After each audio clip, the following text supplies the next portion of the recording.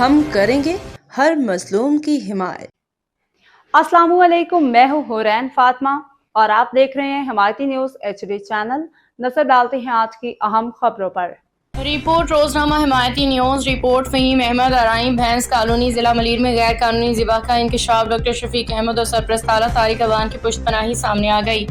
کراچی۔ روزنامہ حمایتی news. Asia کی سب سے بڑی مویشی منڈی بھینس کالونی ضلع ملیر میں قائم 2 سلیٹر ہاؤسز میں سنگین بے ضابطگیوں کا انکشاف ہوا ہے۔ ذرائع کے مطابق سرکاری سلیٹر ہاؤس میں تعینات ویٹرنری ڈاکٹر شفیق احمد اپنی ڈیوٹی کے دوران جانوروں کا معائنہ کیے بغیر ہی ذبح کر کے پرمٹ جاری کرتے ہیں۔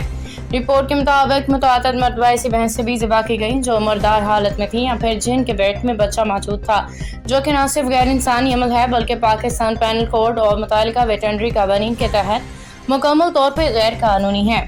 متعلقہ قوانین Pakistan penal code PPC section 269 اور 270 کے مطابق ایسا عمل جو انسانی صحت کے لیے خطرہ بنے قابل سزا جرم ہے۔ سندھ لائیو اسٹاک ایکٹ 2015 کے تحت بیماری یا مردہ جانور کا گوشت فروخت یا ذبح کرنا قانوناً ممنوع ہے۔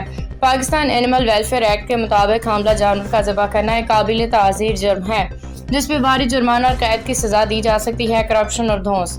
مزید انکشاف ہوا ہے کہ ڈاکٹر شفیق احمد ضلع بھر کے کسائیوں کی دکانوں سے باقاعدگی سے رقم وصول کرتے ہیں۔ اگر کوئی کسائی رقم نہ دے تو اس کی دکان سیل کر دی جاتی ہے۔ یہ پورا عمل مبینہ طور پہ سرپرست اعلیٰ طارق عوان کی ہدایت اور پیپلز پارٹی کی اعلیٰ سطحی سرپرستی میں کیا جا رہا ہے۔ صفائی ستھرائی کی ابتر صورتحال۔ زیبا گھر روڈ نمبر 8 پہ قائم سرکاری سلیٹر ہاؤس میں صفائی ستھرائی کی حالت بھی نہایت ابتر ہے۔ میڈیا نمائندوں کی آمد کے موقع پہ انتظامیہ نے حقیقت چھپانے کے لیے مرکزی گیٹس کے سامنے کچرا اور گندگی ڈال رکھی ہے، لیکن اس کے باوجود روزنامہ حمایتی نیوز کے نمائندگان عوام کو اصل حقائق سے آگاہ کرنے کے لیے وہاں پہنچتے ہیں اور حقائق منظر عام پہ لاتے ہیں۔ روزنامہ حمایتی نیوز کا عزم۔ روزنامہ حمایتی نیوز کا یہ واضح کرتا ہے کہ چاہے کتنی بھی رکاوٹیں کھڑی کی جائیں، عوام کے صحت اور جانور کے حقوق پہ کسی کو سودا بازی نہیں کرنے دی جائے گی۔